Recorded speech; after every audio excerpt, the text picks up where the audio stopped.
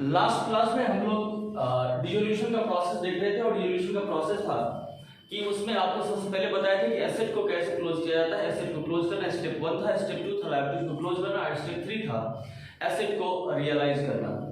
इसके बाद स्टेप 4 हम लोगों को इस वीडियो में करना है। स्टेप 4 है कि आपको लाइबिलिटीज को पे करना होगा और लाइबिलिटीज को पेमेंट कैसे किया जाएगा ये चीज हम डिस्कस करना है। यहाँ पर देखिए कि आपका जितना भी आउटसाइडर लाइबिलिटीज है जो कि आपका इधर दिख रहा है ब्लॉक 2 में, ब्लॉक 2 में जो कुछ भी लाइबिलिटी दिख रहा है ये सारा सारा आउटसाइडर लाइबिलिटी है और इसका हम लोगों को क्या करना है, पेमेंट करना है। आपको बता दें कि जिस किसी भी लाइबिलिटी को आप पेमेंट करेंगे उसका पेमेंट का अमाउंट आपको क्वेश्चन में दिया रहेगा, that is agreed value question में दिया हुआ रहेगा कि आपकी उस लाइबिलिटी को कितने अमाउंट पे किस वैल्यू पे पेमेंट करना है, ये अमाउंट क्वेश्चन में दिया हुआ रहता है। और सपोज अगर किसी लाइबिलिटी का अमाउंट नहीं दिया हुआ है कि आपको कितने में पेमेंट किया गया है, ये अमाउंट अगर क्वेश्चन में नहीं दिया हुआ है, इन दैट केस उस लाइबिलिटी का पेमेंट आपको बुक वैल्यू पे करना है। जैसे कि यहाँ पर हम मान लेते हैं कि एज वाइफ लोन दिया हुआ है 40,000 का और उसके पेमेंट का अमाउंट दिया हुआ क्वेश्चन में कि एज वाइफ लोन को पेमेंट किया जा रहा है सपोज 35,000 पे और क्रेडिटर के बारे में कुछ नहीं बोल रहा है कि क्रेडिटर का पेमेंट आखिर कितने अमाउंट पे होगा, इसके बारे में क्वेश्चन में इंफॉर्मेशन नहीं दिया हुआ है। लेकिन बैंक लोन का इंफॉर्मेशन दिया हुआ है आपका 15,000 और बिल्स पेरोल का भी इंफॉर्मेशन दिया हुआ है कितना, 8,000। अब यहाँ पर आप देख सकते हैं कि आपका जो आउटसाइडर लायबिलिटी है वो आउटसाइडर लायबिलिटी 4 है। एक है ए का वाइफ लोन और फिर है creditor, bank loan and bills payable, जिसमें से आप देख सकते हैं कि पेमेंट का अमाउंट जो है वो सिर्फ 3 का दिया हुआ है, दैट मींस क्रेडिटर का पेमेंट का अमाउंट क्वेश्चन में दिया हुआ नहीं है। इसका क्या मतलब है? इसका मतलब ये हुआ कि ए का जो वाइफ का लोन है वो 40,000 है जिसका पेमेंट मात्र हो रहा है कितना, 35,000। बैंक लोन है 20 का जिसका पेमेंट हो रहा है कितने में, 15,000 में। बिल्स पेबल 10,000 का है और उसका पेमेंट हो रहा है कितने में, 8,000 में। जबकि क्रेडिटर 10,000 का था उसका पेमेंट कितने में हो रहा है, उसका अमाउंट क्वेश्चन में दिया हुआ नहीं है। जबकि ऐसा सिचुएशन हो कि क्रेडिटर का अमाउंट तो दिया हुआ है या किसी भी लायबिलिटी का बुक वैल्यू तो दिया हुआ है, दैट इज ये वैल्यू दिया हुआ है, लेकिन उसका कितने में पेमेंट हो रहा है वो इंफॉर्मेशन अगर क्वेश्चन में गिवन नहीं है, ऐसे सिचुएशन में उस लायबिलिटी को हम लोग हमेशा पेमेंट करते हैं बुक वैल्यू पे। जैसे कि यहाँ पर क्रेडिटर का पेमेंट का अमाउंट नहीं दिया हुआ है तो ऐसे सिचुएशन में क्रेडिटर का जो पेमेंट होगा वो बुक वैल्यू पे होगा, दैट इज कितने में होगा, 10,000। ऐसा क्वेश्चन में लिखा हुआ नहीं रहेगा, ये रूल है कि किसी भी लायबिलिटी का अगर पेमेंट का अमाउंट क्वेश्चन में अगर गिवन नहीं है, ऐसे सिचुएशन में उस लायबिलिटी का पेमेंट होगा उसके बुक वैल्यू पे। अब सवाल यहाँ पे उठता है कि इस लायबिलिटी का पेमेंट का एंट्री क्या होगा। इससे पहले हम आपके इस लायबिलिटी को क्लोज करने का एंट्री बताए थे और एंट्री बताए थे लायबिलिटी को क्लोज करने का, liabilities account debit to realisation account, ये एंट्री हुई थी बुक वैल्यू पे लायबिलिटीज को क्लोज करने का एंट्री, लायबिलिटीज को क्लोज करने का एंट्री। लेकिन अभी हम आपको एंट्री बता रहे हैं लायबिलिटीज को पे करने का, और लायबिलिटीज को पे करने का एंट्री आखिर क्या होगा, इसका पेमेंट करने का एंट्री हो जाएगा। क्योंकि लायबिलिटीज को क्लोज चुकी कर दिया, लायबिलिटीज डेबिट हो चुका और इसका अमाउंट ट्रांसफर हो गया है, क्रेडिट हो गया कहां पे, रियलाइजेशन अकाउंट में। दैट्स व्हाई जब इसको पेमेंट करेंगे तो इसको पेमेंट करने के लिए रियलाइजेशन अकाउंट को डेबिट करना होगा और कैश और बैंक अकाउंट को करना होगा क्रेडिट, यानी कि एंट्री होगी realisation account debit to cash या बैंक अकाउंट। अब सवाल उठता है यहाँ पे कि अमाउंट क्या होगा, जितना भी पेमेंट होगा वो अमाउंट से आप यहाँ पर एंट्री करेंगे, दैट मींस ये 35,000, 15,000 और ये 8,000। और चूंकि क्रेडिटर का कोई इंफॉर्मेशन नहीं दिया था पेमेंट का तो इसका बुक वैल्यू दैट मींस कितना, 10,000। इस हिसाब से अगर देखें तो यहाँ पर 58 प्लस 10 यानी कि 68,000 से ये एंट्री हो जाएगी लायबिलिटीज को पेमेंट करने का। ये था आपका स्टेप नंबर 4 लायबिलिटीज को पेमेंट करने का एंट्री की। लायबिलिटीज को पेमेंट कैसे किया जाएगा तो आपको बताया कि लायबिलिटीज को पेमेंट करने के लिए सबसे पहले देखेंगे बैलेंस शीट के नीचे लायबिलिटीज का पेमेंट का इंफॉर्मेशन कितना दिया हुआ है, आखिर लायबिलिटीज को पेमेंट कितने पर किया जाएगा, जिसका अमाउंट क्वेश्चन दिया रहता है। जितना अमाउंट दिया रहेगा उसके हिसाब से आपको पेमेंट करना है। और सपोज अगर किसी लायबिलिटीज का पेमेंट का इंफॉर्मेशन क्वेश्चन गिवन नहीं है, इन दैट केस उस लायबिलिटी को बुक वैल्यू पेमेंट करेंगे और एंट्री करेंगे realisation account debit to cash या बैंक अकाउंट, टोटल अमाउंट जो पेमेंट हुआ है उस हिसाब से देख सकते हैं यहाँ पर 68,000 जो पेमेंट हुआ है। ये तो था आपका स्टेप 4 लायबिलिटीज को पेमेंट करने का एंट्री। इसके बाद अगर हम बात करें तो जो कुछ एंट्रीज होती है वो एंट्री आपको हम बताते हैं, जैसे कि एसेट को टेक ओवर करने का एंट्री। एसेट को टेक ओवर करने का एंट्री मतलब क्या हुआ, asset taken over by partner.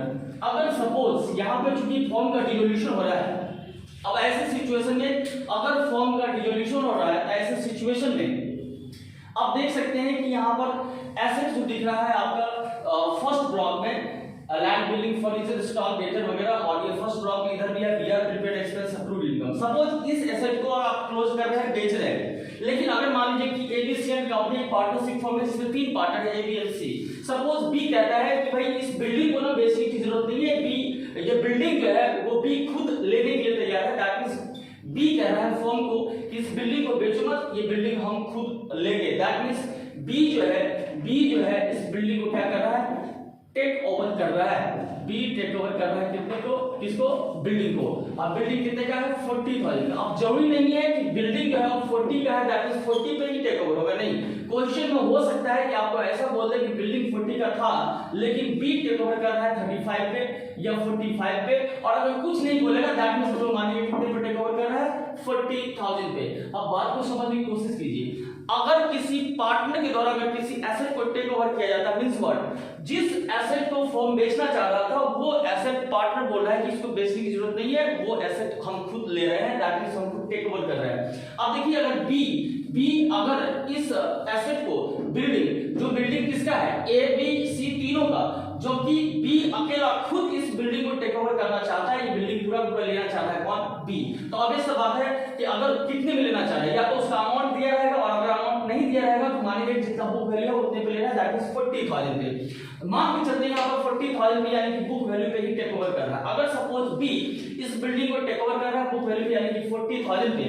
तो आखिर इसकी एंट्री क्या होगी, ये एंट्री हम लोगों को सीखना है। यानी ट्रांजैक्शन क्या था, asset taken over by partner, ये है ट्रांजैक्शन। आगे इसकी एंट्री क्या होगी, जिसका एग्जांपल आपको बताया कि बी टेक ओवर कर रहा है सपोज बिल्डिंग को, जिसका बुक वैल्यू कितना है 40,000, और मान के चल रहे हैं कि 40,000 पे टेक ओवर कर रहा है, तो इसकी एंट्री क्या होगी। अब अगर इसका हम एंट्री का बात करें तो कहता है कि इसका एंट्री क्या होगा, इस बात पर डिपेंड करता है कि आखिर बी इसका पेमेंट कर रहा है या नहीं। सपोज अगर इस बिल्डिंग को किसी और के हाथ बेचते हैं, सपोज मार्केट में किसी एक्स वाई जेड कोई भी अगर थर्ड पार्टी रहता है उसको अगर हम इस बिल्डिंग को बेचते, तो नॉर्मली हम लोग इसे 11 से एंट्री सीखते आए हैं, एंट्री होता कैश या bank account debit to building account, ठीक है। लेकिन ऐसा एंट्री यहाँ पे नहीं होगा।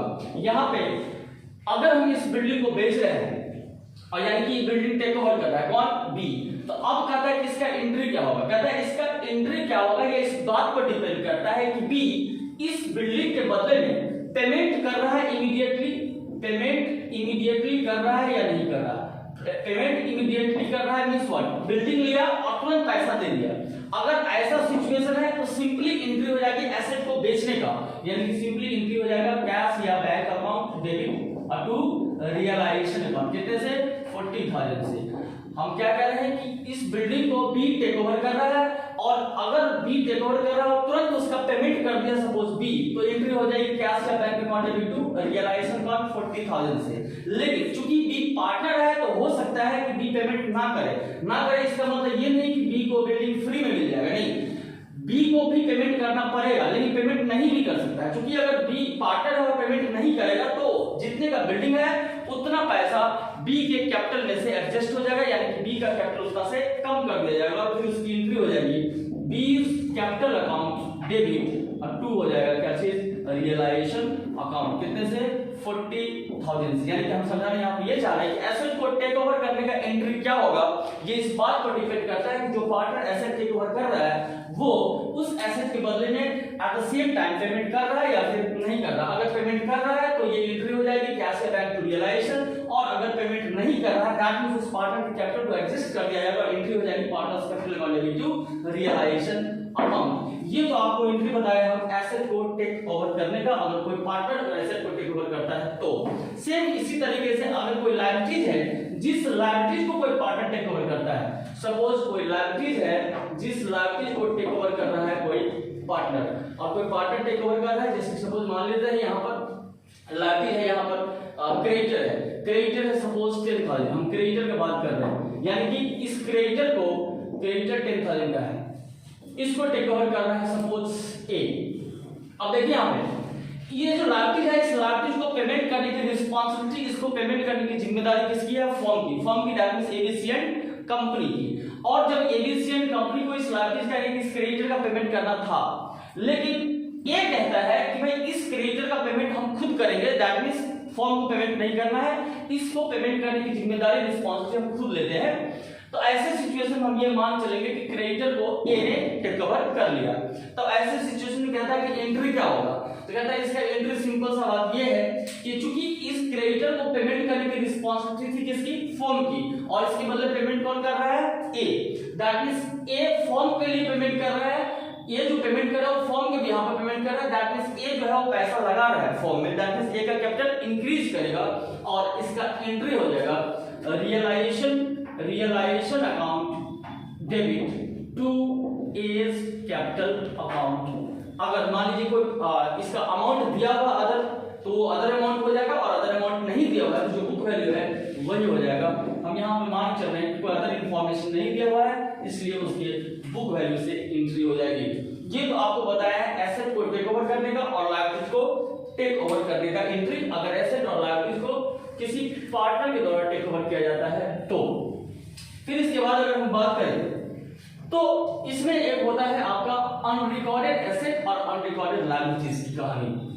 देखिए हम दो चीज बता रहे हैं, ये होता है मान लीजिए अगर हम एसेट का बात करें और हम लायबिलिटीज का बात करें। देखिए एक होता है आपका रिकॉर्डेड एसेट, दूसरा हो गया आपका अनरिकॉर्डेड एसेट। फिर लायबिलिटीज का अगर बात करें, एक तो हो गया आपका रिकॉर्डेड लायबिलिटीज और दूसरा हो जाएगा आपका अनरिकॉर्डेड लायबिलिटीज। ये recorded asset, recorded liabilities, unrecorded asset, unrecorded liabilities का क्या मतलब होता है ये समझिए पहले। देखिए रिकॉर्डेड एसेट का मतलब, रिकॉर्डेड एसेट या लायबिलिटीज का क्या मतलब होता है ये समझना है। सिंपल सा बात याद रखिएगा कि क्वेश्चन में आपको डेट ऑफ डिसोल्यूशन दिया रहेगा, डेट ऑफ डिसोल्यूशन दिया रहेगा, दैट मींस किस डेट को पार्टनरशिप फॉर्म डिसॉल्व हो रहा है, किस डेट को पार्टनरशिप फॉर्म बंद हो रहा है, वो डेट क्वेश्चन में आपको दिया रहेगा। सपोज आपको डेट दिया हुआ है 31 जुलाई 2019, यानी कि आपको क्वेश्चन में बोल रहा है कि ये जो एबीसीएल कंपनी एक पार्टनरशिप फॉर्म है उसका डिसोल्यूशन हो रहा है, उसका डिसोल्यूशन हो रहा है 31 जुलाई 2019 को, यानी कि ये है डेट ऑफ डिसोल्यूशन। तो ये डेट ऑफ डिसोल्यूशन है, इससे जस्ट पहले का बैलेंस शीट आपके सामने दिया हुआ है 31 मार्च 2019 का। अब इस बैलेंस शीट के एसेट साइड और लायबिलिटी साइड में काफी सारा एसेट और लायबिलिटी दिख रहा है। आप देख सकते हैं कि जो डेट ऑफ डिसोल्यूशन है इससे जस्ट पहले का जो बैलेंस शीट है इसके एसेट साइड में काफी सारा एसेट दिख रहा है और काफी सारा लायबिलिटी दिख रहा है। याद रखिएगा इस बैलेंस शीट में जो कुछ भी एसेट या लायबिलिटी दिख रहा है दैट मींस वो सारा का सारा एसेट और लायबिलिटी रिकॉर्ड हो चुका है, इसलिए इस बैलेंस शीट में जो कुछ भी एसेट या लायबिलिटी दिख रहा है वो सारा का सारा एसेट और लायबिलिटी क्या है, रिकॉर्डेड एसेट और रिकॉर्डेड लायबिलिटी है। लेकिन कुछ एसेट और लायबिलिटी ऐसा भी हो सकता है जो कि इस बैलेंस शीट में रिकॉर्ड अभी तक नहीं हो पाया, जबकि उसके बावजूद भी वो एसेट और लायबिलिटी है। जैसे कि एग्जांपल आपको बता रहे हैं कि यहाँ पर ये 31 मार्च 2019 तक जो भी एसेट और लायबिलिटी होगा वो सारा इस बैलेंस शीट में तो कवर हो गया, लेकिन 1 अप्रैल 2019 से लेके 31 जुलाई 2019 तक ये जो आप 4 महीना देख रहे हैं इस 4 मंथ्स में भी कुछ एसेट और लायबिलिटी हो सकता है क्रिएट हुआ होगा। तो इस 4 मंथ्स में जो कुछ भी एसेट और लायबिलिटी क्रिएट हुआ होगा वो एसेट और लायबिलिटी इस बैलेंस शीट में नहीं है, लेकिन डिसोल्यूशन के वक्त तो है। तो ऐसा एसेट और लायबिलिटी जो कि इस बैलेंस शीट में कंसीडर नहीं किया गया है, दैट मींस इस बैलेंस शीट डेट तो था ही नहीं, उसके बाद क्रिएट हुआ है लेकिन डिसोल्यूशन से के टाइम में था, तो वो सारा का सारा एसेट और लायबिलिटी जो है वो इस बैलेंस शीट में कवर नहीं है, दैट मींस रिकॉर्डेड नहीं है। वो सारा एसेट और लायबिलिटी क्या है आपका, अनरिकॉर्डेड एसेट और लायबिलिटी है। तो अब सवाल यहाँ पे ये उठता है कि अगर अनरिकॉर्डेड एसेट और अनरिकॉर्डेड लायबिलिटी है तो उस अनरिकॉर्डेड एसेट और अनरिकॉर्डेड लायबिलिटी का अकाउंटिंग ट्रीटमेंट क्या होगा। देखिए हम आपको सिंपल सवाल बता रहे हैं कि आपको इससे पहले जो हम स्टेप 1, स्टेप 2, स्टेप 3, स्टेप 4 वगैरह सिखाए हैं उसमें आप एक चीज नोटिस किए होंगे कि एसेट को 2 चीज करने के लिए 2 काम, हर एक एसेट और हर एक लायबिलिटी के लिए 2 काम होता है। एक एसेट के लिए बताया है एसेट को क्लोज करना और फिर एसेट को रियलाइज करना, और दूसरा लायबिलिटीज के लिए था लायबिलिटीज को क्लोज करना और फिर लायबिलिटीज को पे करना। देखिए ये था रिकॉर्डेड एसेट के लिए और रिकॉर्डेड लायबिलिटीज के लिए। रिकॉर्डेड एसेट के लिए 2 काम था, पहला काम था क्लोज कीजिए और दूसरा था क्या करना है, रियलाइज कर देना है। और रिकॉर्डेड लायबिलिटीज के लिए फिर था पहला काम क्या करना है, क्लोज करना है और फिर क्या करना है, पे कर देना है। लेकिन अब अनरिकॉर्डेड एसेट और अनरिकॉर्डेड लायबिलिटी अगर हम बात करें तो ऐसे सिचुएशन में ये आप 100% माइंड में सेट कर लीजिए कि अगर किसी प्रकार का कोई भी एसेट या लायबिलिटी है जो कि रिकॉर्डेड नहीं है, दैट मींस अनरिकॉर्डेड है, तो ऐसे एसेट और लायबिलिटीज को हम लोग डायरेक्ट क्या करेंगे, या तो अगर अनरिकॉर्डेड एसेट है तो डायरेक्ट क्या करेंगे, उसको रियलाइज करेंगे, और अनरिकॉर्डेड लायबिलिटी है डायरेक्ट क्या करेंगे, पे करेंगे। यानी कि सिंपल सा बात यहाँ पे ये है कि रिकॉर्डेड एसेट और रिकॉर्डेड लायबिलिटी के लिए दो स्टेप है, पहले क्लोज कीजिए फिर उसको रियलाइज या पे कीजिए। लेकिन अगर कोई अनरिकॉर्डेड एसेट या लायबिलिटी है तो ऐसे सिचुएशन में अगर अनरिकॉर्डेड एसेट है या अनरिकॉर्डेड लायबिलिटी है उसको क्लोज करने की कोई जरूरत नहीं है। क्लोज उसको करना है जो कि यहाँ पे है, क्योंकि ये अनरिकॉर्डेड एसेट या लायबिलिटी है वो इस बैलेंस शीट में रिकॉर्डेड है ही नहीं, इसलिए उसको क्लोज करने की कोई आवश्यकता नहीं है। इसलिए इसको डायरेक्ट अगर अनरिकॉर्डेड एसेट है क्या करेंगे, रियलाइज, और अनरिकॉर्डेड लायबिलिटी डायरेक्ट क्या करेंगे, पे। इसलिए सिंपली याद रखना है कि अगर रिकॉर्डेड एसेट या रिकॉर्डेड लायबिलिटी है तो उसको दो स्टेप में काम करना है, क्लोज, और अनरिकॉर्डेड एसेट है तो रियलाइज, अनरिकॉर्डेड लायबिलिटी है तो क्लोज करने के बाद पे करना है। लेकिन रिकॉर्डेड अनरिकॉर्डेड अगर एसेट और लायबिलिटी है तो डायरेक्ट उसको रियलाइज और पे करना है, यानी कि सिंगल स्टेप में काम होगा। अनरिकॉर्डेड एसेट के लिए सिंपली एक काम करेंगे, क्या करेंगे, रियलाइज करेंगे, और अनरिकॉर्डेड लायबिलिटी क्या करेंगे, पे करेंगे। क्लोज वाला काम इसमें नहीं होगा। अब सवाल ये उठता है कि इसको रियलाइज कैसे करेंगे और पे कैसे करेंगे। सिंपल सा एंट्री है, इसका एंट्री होता है अनरिकॉर्डेड एसेट को रियलाइज करने का एंट्री हो जाएगा कैश या bank account debit to realisation account, और अनरिकॉर्डेड लायबिलिटी है तो उसको पे करने का एंट्री हो जाएगा realisation account debit to cash या बैंक अकाउंट। अब आप देख सकते हैं यहाँ पे आपको अभी तक हम जो बताया है वो कितना स्टेप बताया है। आपको सबसे पहले बताया एसेट को क्लोज करने का, फिर बताया लायबिलिटी को क्लोज करने का, फिर बताया एसेट को रियलाइज करने का, फिर बताया आपको लायबिलिटी को पे करने का, फिर बताया एसेट को टेक ओवर करने का, फिर बताया लायबिलिटी को टेक ओवर करने का, फिर बताया आपको अनरिकॉर्डेड एसेट को रियलाइज करने का, और फिर अनरिकॉर्डेड लायबिलिटी को पे करने का। इसके बाद आप इसमें देख सकते हैं इस बैलेंस शीट को अगर हम देखें, इस बैलेंस शीट में हम आपको इसका ट्रीटमेंट यानी कि ब्लॉक 1 में जो आप देख रहे हैं ब्लॉक 1 का हम सारा ट्रीटमेंट बता दिए हैं आपको, और ब्लॉक 1 दैट मींस ये और ये, इस दोनों का ट्रीटमेंट आप देखिए सर। ये दोनों क्या था, रिकॉर्डेड एसेट था, रिकॉर्डेड एसेट था, दैट मींस इसको क्लोज करना है, इसको क्लोज करना है, फिर इसको रियलाइज करना है, रियलाइज करना है, ठीक है।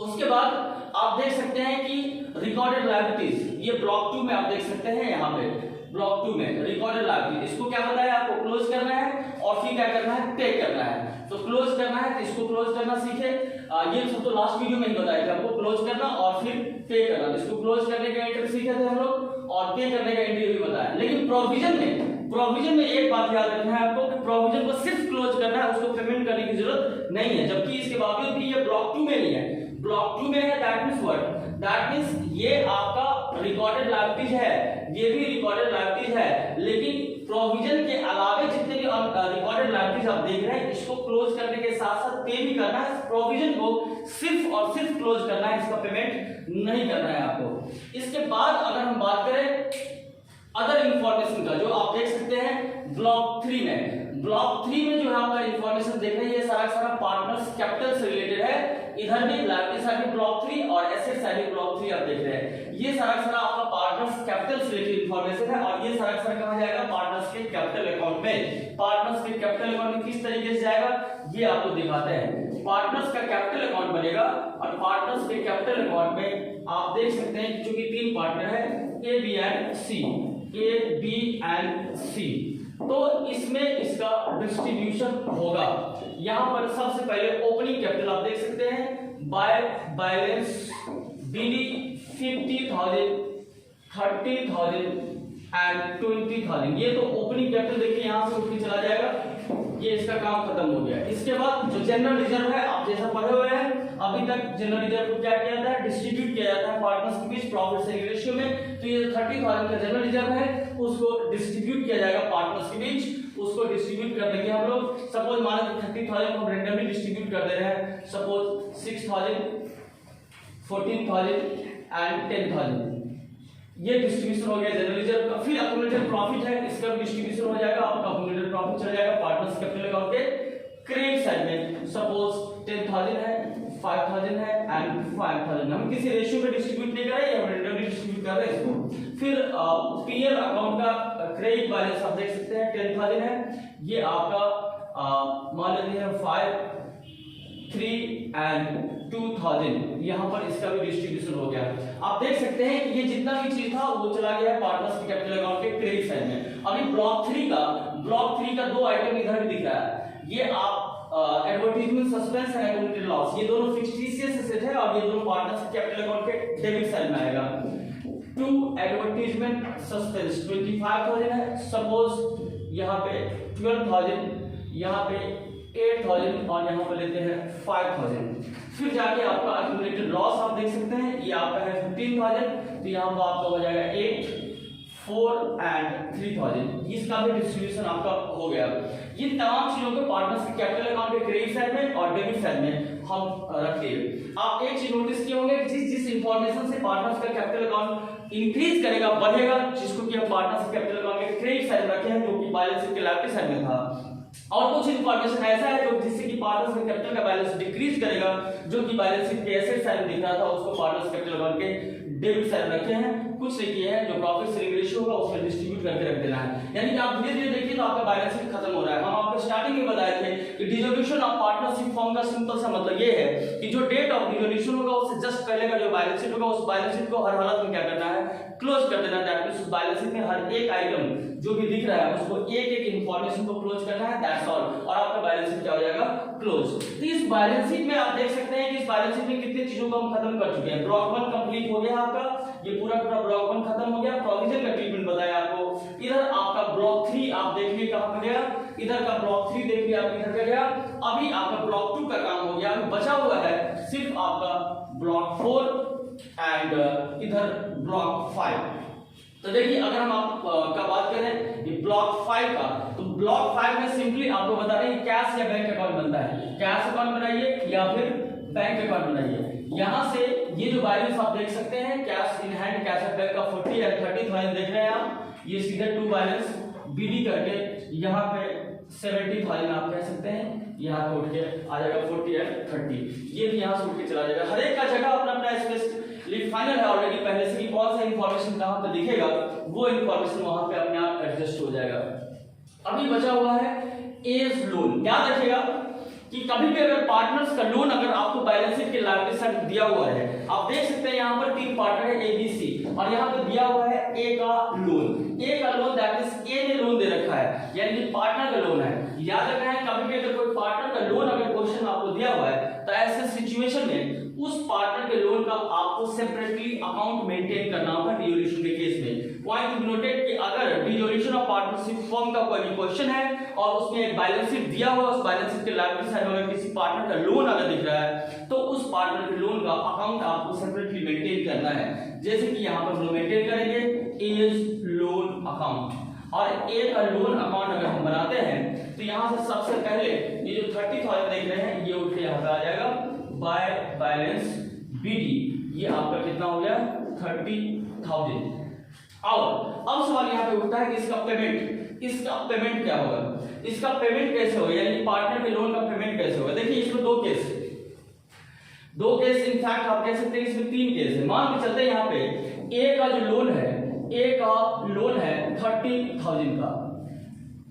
पहला केस यहाँ पे ये बनता है कि ए का लोन का पेमेंट जो हो रहा है, वो पेमेंट पूरा का पूरा 30 था, 30 का 30 पेमेंट हो रहा है। इसका सिंपली एंट्री हो जाएगा, 30,000 का लोन था और 30,000 का पेमेंट हो रहा है, यानी एंट्री हो जाएगी A's loan account debit to cash या बैंक अकाउंट 30,000 एंड 30,000। अगर हम बात कर रहे हैं कि ए का लोन है सपोज 30,000 का, लेकिन पेमेंट हो रहा है सपोज 35,000, यानी कि जितने का लोन है उससे ज्यादा पेमेंट हो रहा है, तो इसका एंट्री हो जाएगा एज लोन अकाउंट डेबिट। कितना का लोन है 30,000 का लोन है, तो लोन एज लोन डेबिट हो जाएगा कितने से 30,000 से। 5,000 का लॉस हो गया क्योंकि 5,000 रुपए ज्यादा पेमेंट करना पड़ रहा है, तो रियलाइजेशन अकाउंट डेबिट कितने से 5,000 से टू कैश या बैंक अकाउंट कितने से 35,000 से। लेकिन ऐसा भी हो सकता है कि लोन था 30,000 का और पार्टनर ने मान गया और सिर्फ कह रहा है कि ये काम करो सिर्फ 28,000 लाओ, पेमेंट माफ कर देते हैं, 2,000 रुपया पेमेंट करने की जरूरत नहीं है, फुल्ली सेटलमेंट हो गया 28,000 पे। तो फिर इसकी भी एंट्री होगी, इसकी एंट्री क्या हो जाएगी, A's loan account debit 30,000 to cash या बैंक अकाउंट 28,000 टू प्रॉफिट हो गया 2,000 रुपए का टू रियलाइजेशन अकाउंट 2,000। हम आपको बता रहे हैं कि ए का जो लोन अकाउंट है उसका अकाउंटिंग ट्रीटमेंट क्या होगा, उसका सेटलमेंट कैसे होगा, ये इस बात पर डिपेंड करता है कि आखिर उस पार्टनर के लोन का सेटलमेंट किस तरीके से हो रहा है। या तो जो पेमेंट हो रहा है वो जितने का लोन है उतना का पेमेंट हो रहा है, या उससे ज्यादा का, या फिर उससे कम का।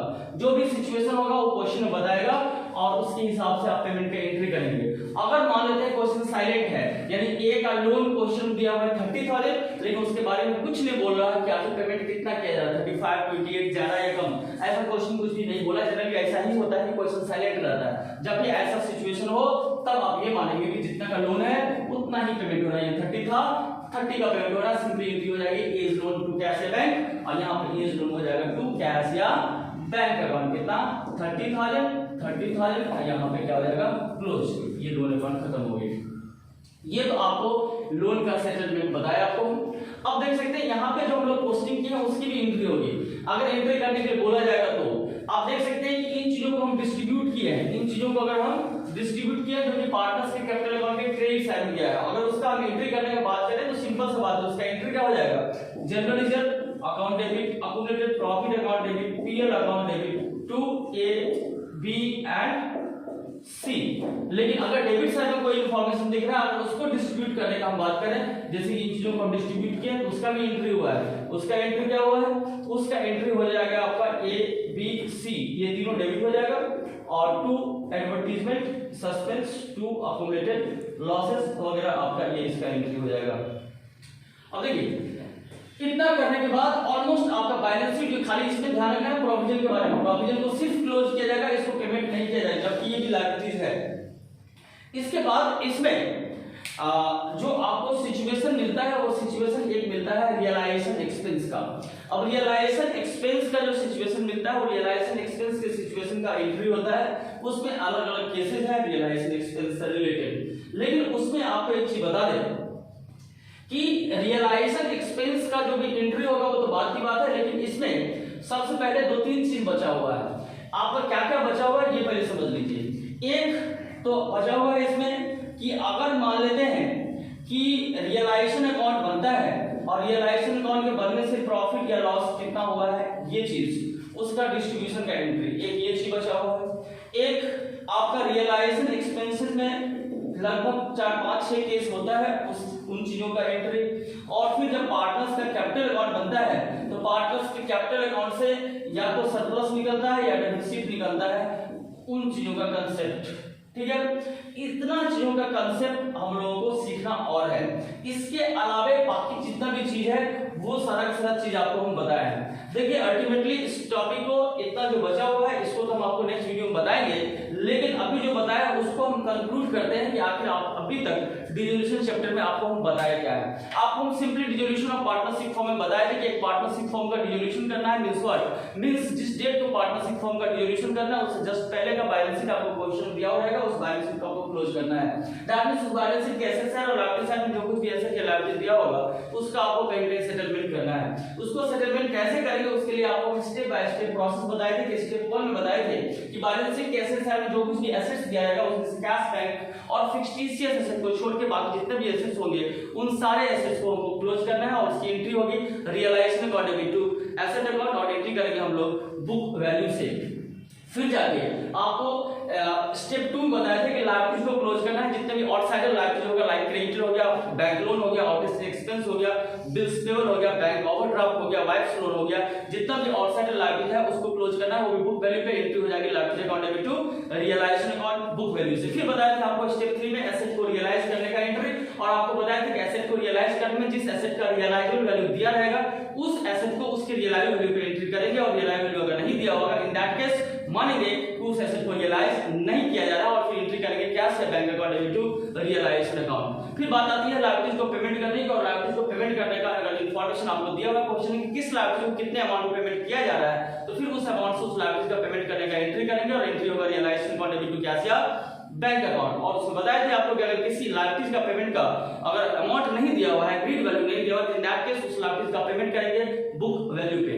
फिर आपको बताया था कि एसेट को टेक ओवर करने का एंट्री हो जाएगा, आपको रियलाइजेशन के थ्रू आप एंट्री करेंगे और एंट्री हो जाएगा partners capital account debit to realisation account. अगर कोई पार्टनर लाइबिलिटीज को टेक ओवर करता है फिर इसकी एंट्री बताया था realisation account debit to partners capital account. फिर आपको बताया हम रिकॉर्डेड एसेट को रियलाइज करने का, क्लोज नहीं करना है, डायरेक्ट रियलाइज करना है कैश या bank account debit to realisation account. फिर था अनरिकॉर्डेड लायबिलिटीज को पे करने का, आपको realisation account debit to cash या बैंक अकाउंट। फिर आपको बताया कि इन चीजों को डिस्ट्रीब्यूट करना है, जो भी आइटम पार्टनर्स के कैपिटल अकाउंट में क्रेडिट साइड में जाने वाला है, जिससे पार्टनर्स कैपिटल इंक्रीज करेगा उसको डिस्ट्रीब्यूट करने का एंट्री, जो कि पार्टनर्स कैपिटल अकाउंट में क्रेडिट साइड दिखाएंगे, जो एंट्री आपका ये है। और जो भी डेबिट साइड में जाने वाला आइटम है जिससे पार्टनर्स कैपिटल रिड्यूस होता है, उन चीजों का एंट्री आपको यहाँ पे हम बताया। इसके अलावा बताया कि आपको पार्टनर्स का लोन दिया जाएगा, पार्टनर्स का लोन का अकाउंट हमेशा सेपरेटली मेंटेन करेंगे। और उससे रिलेटेड आपको 3 केस बताए थे कि लायबिलिटी लोन का अमाउंट, पार्टनर के लोन का अमाउंट एज इट इज जितना था उतना ही पेमेंट हो रहा है या उससे ज्यादा या उससे कम, उससे रिलेटेड एंट्री करेंगे और पार्टनर्स लोन को यहाँ पर सेटलमेंट करेंगे।